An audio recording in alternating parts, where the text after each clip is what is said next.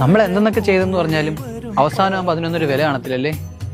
കൂട്ടുകാരുടെ കൂടെ ഉള്ളപ്പം അവർക്ക് തമാശ പറയാനും കളിയാക്കാനും അവരാവശ്യങ്ങൾക്കെല്ലാം കൂടെ ചെല്ലുന്ന ഒരാൾ എന്നാൽ ചെറിയൊരു തെറ്റിന്റെ പേരിൽ എടാ വിഷ്ണു, നിന്നെ ഇപ്പൊ ഞങ്ങൾ കൂടെ കൊണ്ട് നടക്കുന്നേ ഉള്ളൂ. സത്യം പറഞ്ഞാൽ നല്ല ശല്യം.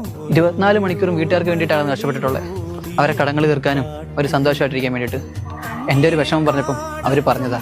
ഞങ്ങളൊക്കെ ബുദ്ധിമുട്ടി അനുസരിച്ച് നീ എന്തോ അനുഭവിച്ചിട്ടുണ്ട്. അല്ലെങ്കിൽ ഇതിന് കഷ്ടപ്പെട്ടാലെന്താ, ഈ വീടും വസ്തു നിനക്കുള്ളതല്ലേ.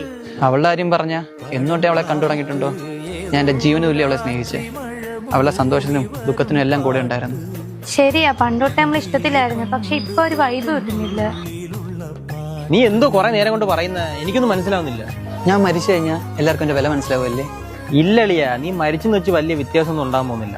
പക്ഷേ നീ അവർക്ക് വേണ്ടി എന്തെങ്കിലും ചെയ്തിട്ടുണ്ടെങ്കിൽ, നീ അവരെ കെയർ ചെയ്തിട്ടുണ്ടെങ്കിൽ, നീ അവരെ സ്നേഹിച്ചിട്ടുണ്ടെങ്കിൽ, നീ ആരായിരുന്നെന്ന് അവർക്ക് മനസ്സിലാവും.